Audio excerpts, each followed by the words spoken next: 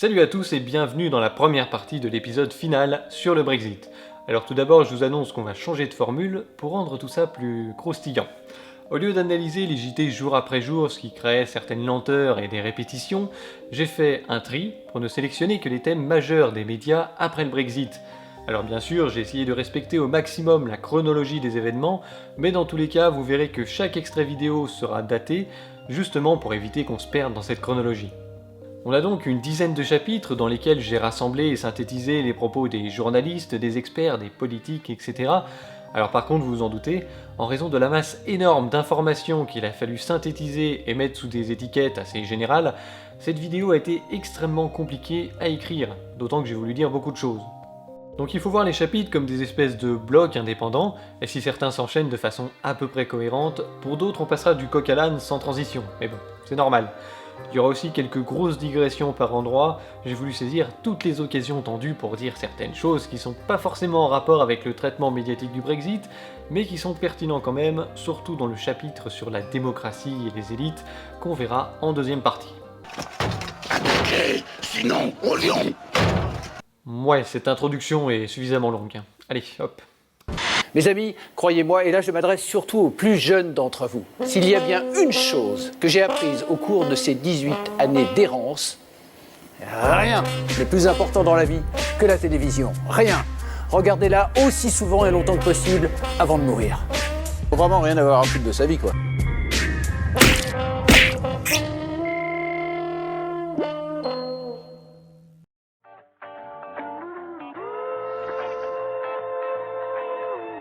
On commence par un mot rapide sur tous ces reportages qu'on a vus dans les épisodes précédents, vous savez, sur les visas, les étudiants, les touristes, les marchandises, les xénophobes, les financements européens, l'inquiétude des expatriés français et anglais, les demandes de passeports européens, et je crois que je les ai tous cités. Enfin bref, si vous avez aimé la semaine passée, vous allez adorer la semaine à venir, parce qu'on va en remettre une couche, ça va occuper un bon quart du temps d'antenne dans la période du 24 au 30 juin. En fait, ils vont refaire exactement les mêmes reportages, en reprenant les mêmes thèmes et avec la même méthodologie, c'est-à-dire en allant recueillir les peurs et les inquiétudes des gens sans apporter la moindre réponse aux questions qu'ils se posent.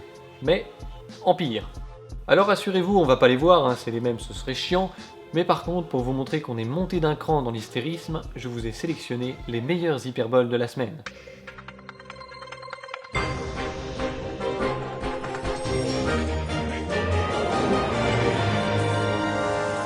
Certains fonctionnaires britanniques également doivent s'interroger sur leur avenir. Oui, bonsoir Laurent. Le ciel leur est carrément tombé sur la tête. Ils ont quitté leur travail hier soir plutôt confiants et au réveil, ils ont découvert qu'ils n'auraient bientôt plus leur place ici dans les institutions. Un fonctionnaire anglais me disait même que les regards avaient déjà changé ce matin, empreints de tristesse et même de pitié. Le 48% qui a voté pour rester, qui maintenant se trouve dans cet état-là. Et personne ne sait ce qui va arriver, c'est un suicide, vraiment. Oui, on peut utiliser ce mot-là. Symboliquement, c'est même un deuil, un pays qui s'en va après 43 ans de vie commune. C'est juste horrible. Horrible, on a fait du Royaume-Uni la risée du monde entier. Le Royaume-Uni est sous tension, son gouvernement lui a déjà explosé. Un moment d'insouciance pour Eleanor, Anna et Florence, quelques jours après le Brexit. I asked my mum, I was like, what? And it was quite sad. We're basically breaking up from the other countries and it might be hard to get to them to have to study abroad or to go on holiday and things. We're going to have to change our passports because they say member of the EU and we can't have that written. That would just be a lie. If only all the UK voters were as informed as you three. Vous êtes heureuse ce soir, vous me disiez à un instant que vous alliez faire la fête avec des camarades. Comment peut-on avoir 25 ans, avoir grandi en Europe, avec l'Union européenne et rejeter cette Europe aujourd'hui? Une jeune génération née au sein de l'Union européenne et qui va à présent grandir sans.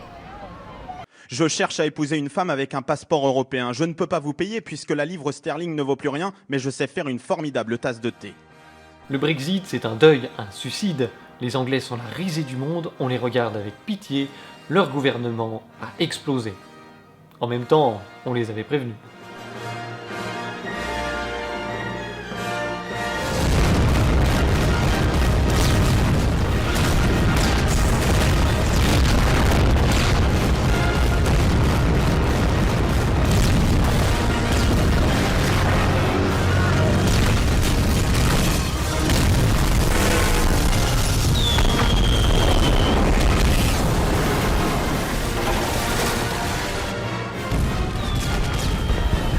la bombe atomique.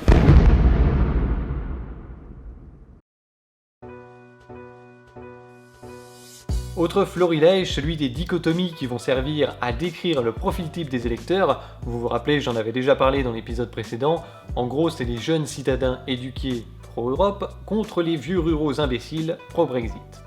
On va maintenant écouter celles et ceux qui, tôt ce matin, ont célébré leur victoire. Les opposants à l'Union ont plusieurs visages, déçus de la construction européenne, europhobes, assumés ou encore nationalistes ou xénophobes. Si les jeunes ont choisi largement le oui, les plus anciens ont fait le choix inverse du Brexit et ils remportent la victoire. Témoignage, analyse du scrutin, Anne-Claire Poignard.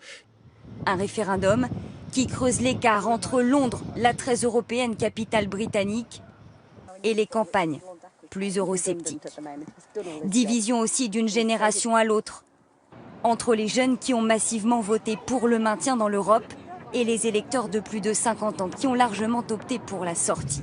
C'est quand même incroyable que les Anglais, la majorité, d'un certain âge, moi j'ai reçu des coups de téléphone de jeunes de Londres, ils étaient en larmes.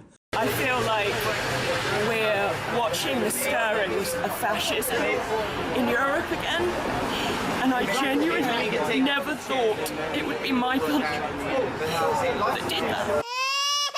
Parce que les jeunes, leur avenir, c'était l'Europe. Ils ont voté massivement pour l'Europe. Et ce sont les vieux qui ont décidé, le passé a décidé de l'avenir des jeunes. De l'autre, la victoire du Brexit a été claire dans les urnes. Qui sont celles et ceux qui ont fait ce choix? Eh bien, selon les résultats, ils sont plutôt ruraux, banlieusards, peu diplômés et assez âgés. Le conflit jeunes-vieux sera le plus récurrent dans les médias, parce que c'est vrai que les jeunes ont voté massivement pour le Remain. 2,6 fois plus que pour le Brexit, c'est pas rien. Et sur internet, on verra circuler ce tableau, très visuel, qui fera un petit buzz et sortira des médias traditionnels. Il nous montre que plus on est jeune, et plus on vote Remain. Il est accompagné de cette très subtile colonne intitulée « Nombre moyen d'années leur restant à vivre avec cette décision ». Sous-entendu qu'en fonction de l'âge des gens, leur vote est plus ou moins légitime, évidemment avec ce genre d'argument on donne le droit de vote aux nourrissons. Enfin bref, le plus important c'est que ces gens ont oublié l'abstention. Et pourtant les journalistes de France 2 étaient au courant, puisque Loïc Delamornay nous en avait parlé le 23 juin, le jour du vote. La clé de ce scrutin, c'est de savoir si les jeunes sont allés voter. David Cameron, le Premier ministre, comptait beaucoup sur eux car les jeunes sont traditionnellement pro-Europe, mais ils sont traditionnellement abstentionnistes. Ils ne vont pas toujours voter. C'est la raison pour laquelle le Premier ministre a tenté de les convaincre hier jusqu'à la dernière heure. Loïc avait raison de se méfier. Voici le tableau des votes sur le Brexit en fonction de l'âge des électeurs et en tenant compte de l'abstention. Premier constat, les 18-24 ans qui vont devoir vivre environ 69 ans avec cette décision sont 64% à s'en foutre. Deuxième constat, toutes les classes d'âge supérieures ont, en proportion, voté davantage pour rester dans l'Union Européenne que les jeunes. Jeunes qui sont soi-disant pris en otage par la décision des vieux ringards nostalgiques. Troisième constat, plus les électeurs sont âgés, et plus l'abstention diminue au profit exclusif du Brexit. Peut-on en déduire que l'expérience de la vie transforme les indécis en anti-Union Européenne? Pourquoi pas? Ah, je vous cache pas que ce raisonnement est un petit peu biaisé par mon opinion personnelle, Je sais bien que tout n'est pas aussi simple, mais du coup, on voit bien qu'on ne peut pas réduire le choix des électeurs à un simple combat de la modernité contre la nostalgie, même mon interprétation est moins schématique que ça.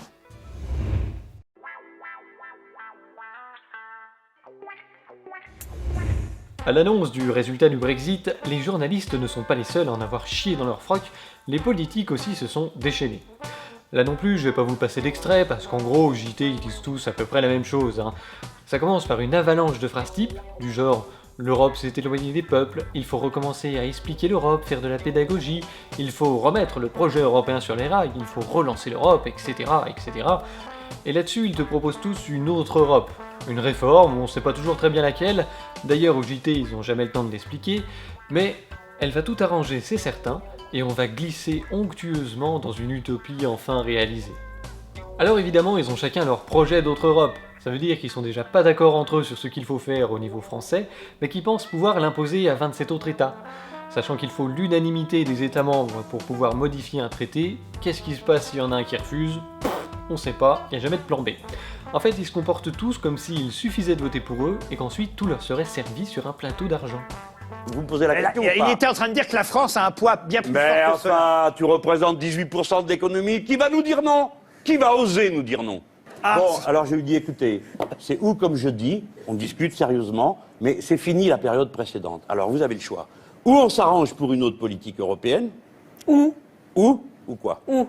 Ah bah voilà. Ciao. Ça veut dire quoi, ciao? Du chantage. Ça veut dire quoi? Ah, Non, ah, du non, chantage. allez au bout. Ça veut dire quoi, ciao? Mais vous avez compris. Non.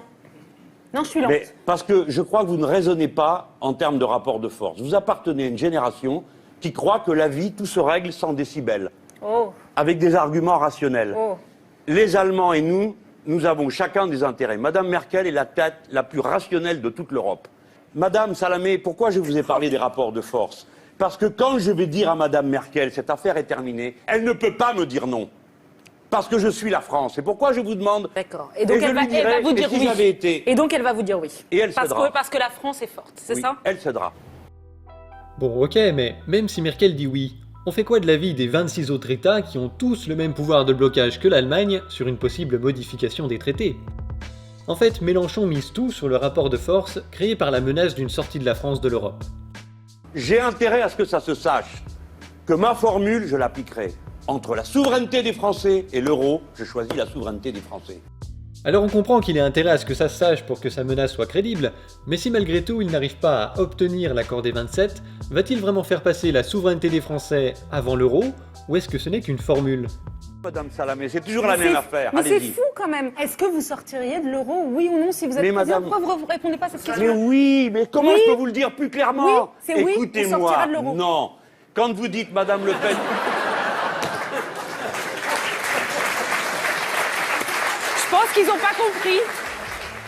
Et voilà, vous avez compris comment et pourquoi les électeurs d'extrême gauche comme d'extrême droite se font pigeonner sur l'Europe, du moins s'ils pensent que leur candidat propose d'en sortir. Je me suis attardé sur la rhétorique de Mélenchon parce qu'elle est l'exemple type des discours tenus par toute la classe politique après le Brexit pour nous vendre leur projet d'autre Europe. En gros, on peut résumer tout leur blabla par cette phrase: l'Europe ça ne marche pas, mais on en a besoin quand même, votez pour moi, je vais la changer, car je suis très très fort. Bisous, la classe politique française. Donc tout ça, c'est de la branlette, d'autant que la majorité de ces commentateurs éclairés n'ont absolument aucun poste d'importance. Par exemple, Monsieur Juppé qui nous explique ce qu'il faut faire pour mieux gérer l'Europe est maire de la ville de Bordeaux. Il n'a actuellement aucun pouvoir là-dessus. En fait, évidemment, tout ça c'est un ramassis de bonnes vieilles phrases creuses et stéréotypées en vue des élections présidentielles de 2017, d'où l'intérêt énorme des journalistes pour les réactions de politiciens qui vont occuper là aussi un bon quart du temps d'antenne sur le Brexit pour ne pas dire grand chose. Mais bon, il y en a quand même qui vont faire des sorties intéressantes, que ce soit au JT ou dans d'autres médias, et au travers des différents chapitres qu'on va aborder, on aura l'occasion d'y revenir plus en détail, surtout dans la partie référendum et démocratie. Et c'est la deuxième fois que je vous tease cette partie-là.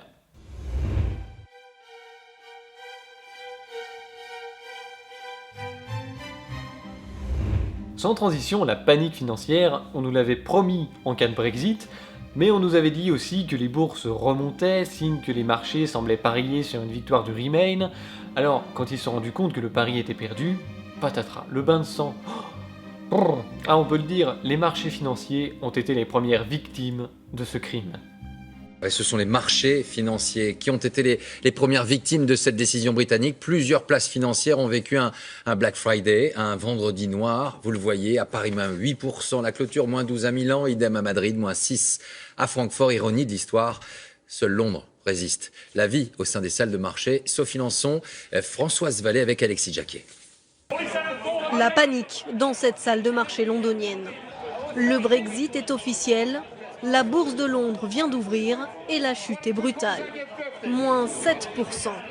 Pour les spécialistes, le Brexit aura des conséquences à long terme. L'onde de choc, peu à peu, va se répandre, va se diffuser dans l'économie. Et cette onde de choc n'est que négative. Il n'y a rien de positif dans le Brexit d'un point de vue économique. Il n'y a pas de modèle alternatif. C'est un saut dans l'inconnu pour tout le monde. Et puis autre conséquence du Brexit, on l'apprend à l'instant, le Royaume-Uni perd son triple A. La note de sa dette vient d'être dégradée par l'agence Standard & Poor's. La bourse de Londres a encore dévissé de 2,5% aujourd'hui, moins 3% à Paris. Voilà, vous l'avez entendu, on a vécu un Black Friday, référence au Black Thursday de 1929. Comprenez que nous entrons dans une nouvelle crise financière majeure qui va toucher tout le monde et pour longtemps. L'expert Philippe de Sertine l'a dit, il n'y a rien de positif dans le Brexit sur le plan économique que du négatif, c'est un saut dans l'inconnu. C'est un saut dans l'inconnu. Que le saut dans l'inconnu, autant il y a un saut dans l'inconnu. C'est un saut dans l'inconnu. Personne ne sait ce qui va arriver, c'est le suicide, vraiment.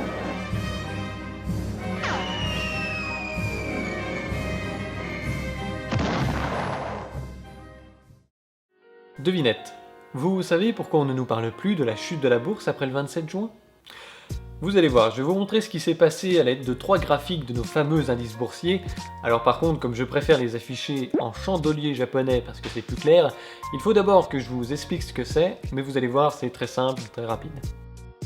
Chaque chandelier représente un jour de cotation, il est vert si positif et rouge si négatif par rapport au prix d'ouverture. À la différence d'une simple courbe, il a l'avantage de présenter les principaux événements de la journée, à savoir le prix d'ouverture, le prix de clôture, le point le plus haut et le point le plus bas. Évidemment, lors d'une journée négative, le prix d'ouverture est en haut et le prix de clôture est en bas.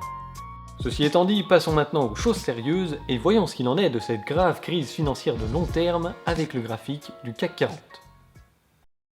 Oui, alors c'est un peu le bordel quand on n'a pas l'habitude, mais je vais vous montrer qu'il y a un schéma des effets du vote du Brexit qu'on retrouve sur la plupart des actions et des indices en Europe. D'abord, on a une baisse qui commence début juin, au moment où de nombreux sondages donnent le Brexit vainqueur. Puis, à partir du 16 juin, suite à l'assassinat de Joe Cox, on a une remontée des cours jusqu'à 4480 points, qui était le niveau initial de la baisse de juin. Mais le lendemain, le Brexit est voté, alors patatras, on a un énorme trou à la baisse dès l'ouverture, moins 8%. Le week-end passe, le jour de cotation suivant, on est le lundi 27 juin, le point le plus bas est atteint, et oui, je dis bien le point le plus bas, parce qu'ensuite le cours commence à remonter. Et évidemment, c'est pour ça qu'on ne nous en parle plus au JT. On a quand même une période de chahut avec des mouvements d'ampleur à la hausse et à la baisse la semaine qui suit, mais une tendance haussière se dégage, et effectivement le 9 septembre, le CAC 40 dépasse la barre des 4480 points, son niveau d'avant le vote, sur lequel il était venu buter plusieurs fois. On peut considérer que c'est la fin des effets du vote du Brexit. La crise financière de long terme aura duré 2 jours, après quoi le CAC 40 n'a cessé de remonter la pente pour engommer définitivement les effets 2 mois plus tard. La comparaison avec 1929 était vraiment pertinente. Et en plus, comme le dit Laurent Delahousse, l'ironie de l'histoire, c'est que les Anglais s'en sortent beaucoup mieux. Voici le cours de la bourse anglaise. Comme je vous le disais, on retrouve le même schéma que sur le CAC 40. Chute début juin, suivie d'une remontée avec l'assassinat de Joe Cox, on peut situer notre ligne des effets du Brexit environ à 6300 points. Mais, première différence, le lendemain à l'annonce du Brexit, il n'y a pas eu un gros trou dans le cours dès l'ouverture comme sur le CAC. La nouvelle a été digérée plus sereinement, si on peut dire. Certes, il y a eu une forte baisse, mais ils en ont récupéré une grosse partie dans la journée, et finalement, c'est le 30 juin seulement que la barre des 6300 points est défoncée, le cours monte dans les semaines qui suivent jusqu'à avoisiner les 7000 points et marque une pause, ce qui est assez normal, parce que si on dézoome pour voir l'évolution du cours de ces 20 dernières années, on se rend compte qu'il est très proche de ses plus hauts historiques. J'en profite pour vous montrer un truc afin que vous vous rendiez compte de la grave crise financière que traversent les Anglais suite au Brexit. Ça, c'est l'explosion de la bulle internet. Ça, c'est l'explosion de la bulle immobilière des subprimes. Et enfin, ici, l'explosion du Brexit. Terrifiant, n'est-ce pas? Quelle bande d'irresponsables. Mais il y a pire. Vous vous souvenez d'HSBC, cette banque cotée à Londres, installée à la City, et qui pensait déménager une partie de ses bureaux en cas de Brexit? Eh bien elle par contre effectivement, elle a pris cher. Ah, elle s'en est pas sortie. Regardez le cours de son action. Évidemment au début on retrouve notre schéma classique. Baisse début juin, remontée avec l'assassinat de Joe Cox, et grosse chute du cours à l'annonce du résultat du référendum, qui se résorbe en fin de journée. Mais après le cours s'est fait défoncer. Regardez-moi ça, c'est affreux. Tous ces gens qui ont perdu leur argent, parfois les économies de toute une vie, mais que fait la police?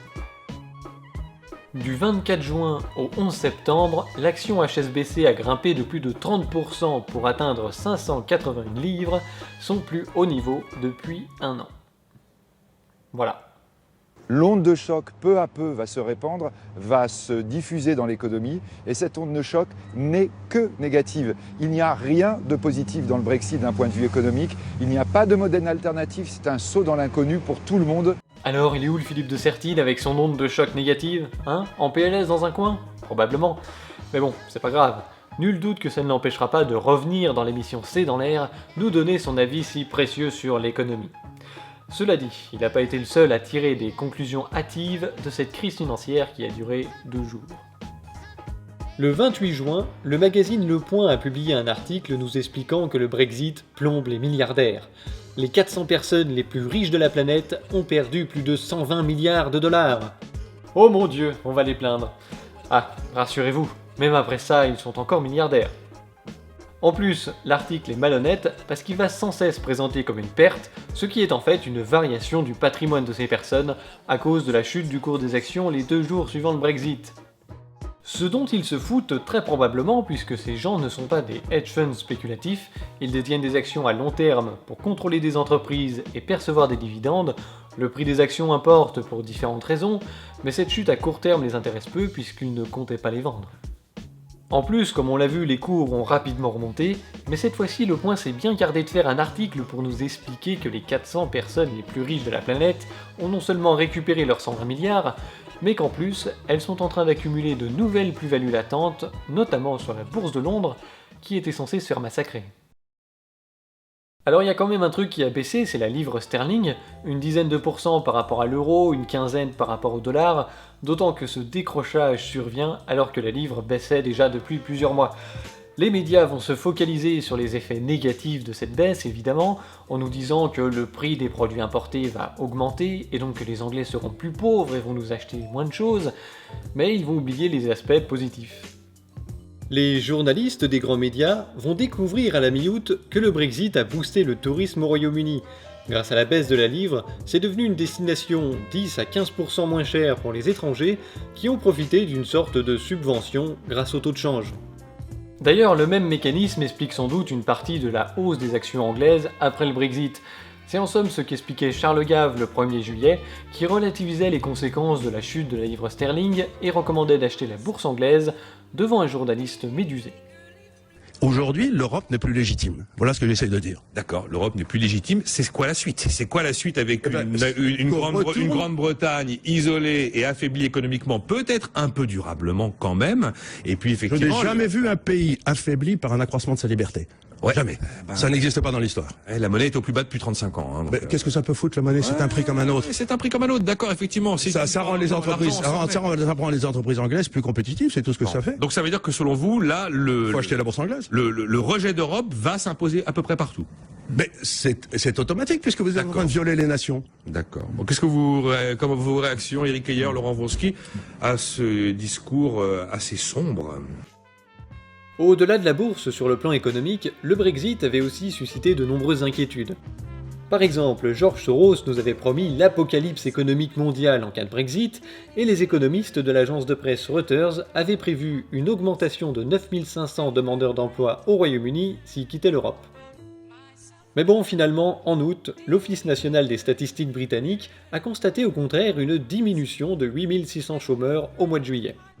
Je vous invite à comparer ces chiffres avec ceux du chômage en France, et vous verrez rapidement lequel de ces deux pays subit une catastrophe. Ceci étant dit, c'est évidemment un constat de très court terme qu'on peut relativiser. Par exemple, la Banque d'Angleterre maintient sa prévision d'un accroissement du chômage dans les années à venir, en raison de l'incertitude que le Brexit ferait peser selon elle sur les décisions des investisseurs. On verra ce qu'il en est dans les mois et années à venir. Quoi qu'il en soit, 3 mois après le vote, on peut déjà dire que l'onde de choc négatif du Brexit nous en aura touché une, sans faire bouger l'autre, prouvant ainsi qu'il y a un monde médiatique et il y a la réalité qui est souvent bien différente.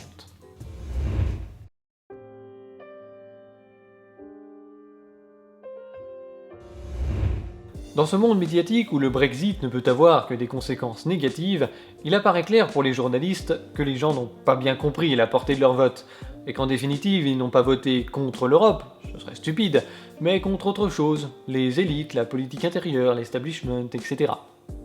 Oui, c'est très complexe, Laurent, parce que tous ceux qui ont voté pour le Brexit, pour la sortie de la Grande-Bretagne de l'Union européenne, le voulait-il vraiment? Depuis ce matin, beaucoup de nos interlocuteurs nous disent qu'ils s'attendaient à ce que cela soit très serré, mais qu'ils se sont couchés hier soir en étant sûrs que le Remain l'emporterait. De nombreux observateurs estiment qu'il s'agit moins d'un vote de rejet de l'Europe et de l'Union européenne qu'un vote contre les élites, contre l'establishment, contre la politique intérieure du gouvernement. Bref, comme le sont souvent les référendums, un vote de colère.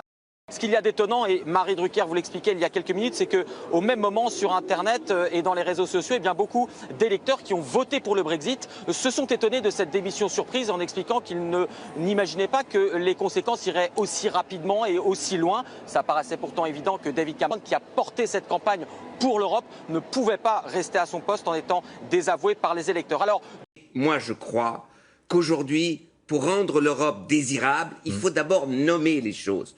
L'austérité de la politique de M. Cameron, ce n'est pas Bruxelles qui l'a décidé. Au contraire, M. Cameron voulait obliger Bruxelles à en faire encore plus d'austérité. Donc quand le Pays de Galles, les pauvres, ceux qui sont en bas en Angleterre, ont voté contre l'austérité de M. Cameron, ça n'a rien à voir avec l'Europe. En 2005, la France a appris sa leçon que quand on vote sur un enjeu qui est aussi important que l'avenir de l'Europe, c'est peut-être pas une question qu'on doit poser à tout le monde, à tout le peuple qui ne comprennent pas les vrais enjeux. C'est comme un deuil. Je crois que les gens ne savent pas pourquoi ils ont voté et que ce référendum a été bâti sur des mensonges. Ça rejoint les propos de Madame Ségolène Royal, qui a été invitée quelques semaines plus tard sur la BBC pour commenter le Brexit. Alors attention, je vous mets juste un extrait pertinent ici, mais on va beaucoup revenir sur son interview dans la deuxième partie parce que elle est gratinée. Je crois que c'est un risque très grave qui a été pris, et surtout que ce risque a été pris parce que ce vote a été instrumentalisé au cours d'une campagne précédente pour d'autres enjeux que l'enjeu européen. Et en général, et ça se prouve dans tous les pays démocratiques, lorsqu'on instrumentalise un vote pour autre chose que son objectif, à ce moment-là, ça revient en boomerang. La bonne question, c'est pas de savoir oui ou non ce que vous voulez sortir pour l'Europe, parce qu'à ce moment-là, les gens votent pour autre chose. Ils votent pour changer de gouvernement, ils votent parce qu'ils ont compris qu'ils sont instrumentalisés dans un vote, etc. La bonne question, c'est quelle Europe voulez-vous ? En fait, les gens sont cons. Je leur pose une question dans un référendum, ils votent pour tout sauf la question posée. Et en plus, comme les pro-Brexit sont des inconséquents, ils regrettent déjà leur vote. ce qu'il y a d'étonnant, et Marie Drucker vous l'expliquait il y a quelques minutes, c'est qu'au même moment sur Internet et dans les réseaux sociaux, eh bien, beaucoup d'électeurs qui ont voté pour le Brexit se sont étonnés de cette démission surprise en expliquant qu'ils n'imaginaient pas que les conséquences iraient aussi rapidement et aussi loin. Ça paraissait pourtant évident que David Cameron, qui a porté cette campagne pour l'Europe, ne pouvait pas rester à son poste en étant désavoué par les électeurs. 2 jours plus tard, Loïc de la Mornay était déjà plus nuancé, enfin, pas tant que ça quoi, écoutez-le bien. Oui, absolument, Laurent, il ne faut pas être caricatural. Les 17 millions d'électeurs britanniques qui ont voté pour le Brexit aujourd'hui ne sont pas en train de se lamenter en se disant « Mon Dieu, qu'avons-nous fait ?» Ils ont tout à fait confiance, notamment dans le futur économique de leur pays. Et sur ce point-là, ils ont peut-être raison, d'ailleurs, l'avenir le dira. En revanche, vous l'avez peut-être entendu, il y a un vrai état de sidération, un état de choc d'abord sur l'implosion de la classe politique et surtout, on vient d'en parler, sur la question écossaise. Imaginez ces électeurs, alors qu'ils avaient quand même été prévenus, semblent découvrir aujourd'hui que le tiers de leur pays, l'Écosse, peut faire sécession. Imaginez, c'est un petit peu comme si en France, il y avait eu un référendum, notamment pour des questions vraiment nationalistes, et puis que les électeurs découvraient qu'une ligne de Brest jusqu'à Strasbourg, et bien toute cette ligne au nord peut quitter l'Hexagone. C'est ce qui se passe aujourd'hui au Royaume-Uni, et c'est la raison pour laquelle les électeurs du Brexit ont peut-être un réveil un petit peu douloureux. Vous l'avez reconnu ? Eh oui, c'est la fameuse technique du non mais peut-être, donc oui, de Loïc de la Mornay.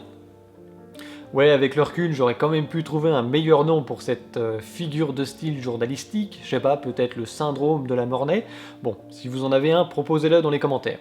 Résumons son propos. Phase 1, le non. Il ne faut pas être caricatural, les 17 millions d'électeurs ne sont pas en train de se lamenter en se disant « Mon Dieu, qu'avons-nous fait ?» Phase 2, le peut-être. En revanche, maintenant, etc., il y a un état de sidération. Phase 3, le oui. C'est la raison pour laquelle les électeurs du Brexit ont peut-être aujourd'hui un réveil un peu douloureux. Tu vois, ils sont pas en train de se lamenter, mais ils prennent conscience de ce qu'ils ont fait, ils en souffrent, ils ont un réveil douloureux. Loïc de la Mornay, ou comment conclure son intervention sur une chose qu'on a pourtant réfutée au début. Ce n'est donc pas étonnant si dans les jours qui ont suivi le Brexit, les médias ont fait la part belle à une étrange pétition qui réclamait un second référendum. Mais le goût de la défaite est bien amer pour les autres, réveil troublé pour une partie de la Grande-Bretagne qui s'interroge sur ce choix qui s'est affiché à la une du monde entier.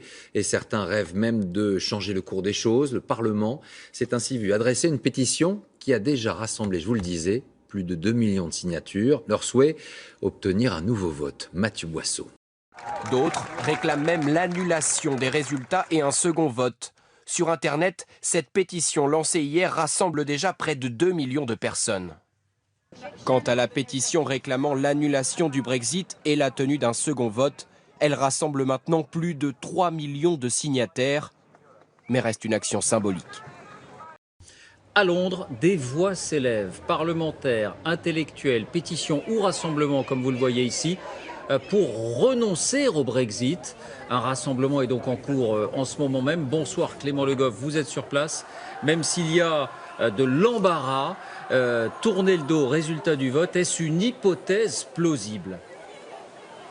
Tous contestent les résultats de ce référendum pourtant démocratique et il faut bien le dire, ici à Londres notamment, une petite musique commence à se faire entendre. Et si ce fameux Brexit n'avait pas lieu, on l'a vu, des pétitions rassemblent des millions de signatures sur Internet. La classe politique paraît plus divisée que jamais. Personne ne semble vouloir assumer cette décision de quitter l'Union européenne. Et puis il y a la menace de sécession de l'Écosse. Autant de raisons qui permettent ce soir de commencer à en douter. Merci Clément. Étrange, disais-je, que les europhiles, ces démocrates ouverts sur le monde, semblent considérer qu'une pétition sur Internet de 3 millions de signatures ait plus de valeur qu'un référendum officiel où 33 millions de personnes se sont exprimées, dont 17 millions en faveur du Brexit. D'autant plus qu'on apprendra rapidement qu'un certain nombre de ces signatures étaient douteuses, voire carrément bidons, puisque 39 000 d'entre elles provenaient du Vatican, où il n'y a officiellement que 800 habitants, et plus de 27 000 de Corée du Nord, pays évidemment connu pour fournir à sa population un accès Internet irréprochable. C'est donc assez curieux. Il semblerait que ces gens hiérarchisent les électeurs en fonction de leur âge, mais aussi en fonction de leurs réponses. Genre t'es jeune, ton vote vaut plus que si t'es vieux, t'es europhile, ton vote vaut plus que si tu es europhobe. Une conception donc assez particulière de la démocratie. Cette envie d'une démocratie à deux vitesses sera exprimée par de nombreuses personnalités politiques en France, notamment Daniel Cohn-Bendit, Ségolène Royal ou encore Nicolas Sarkozy, mais ça, on le verra dans la deuxième partie de cet épisode. À la prochaine!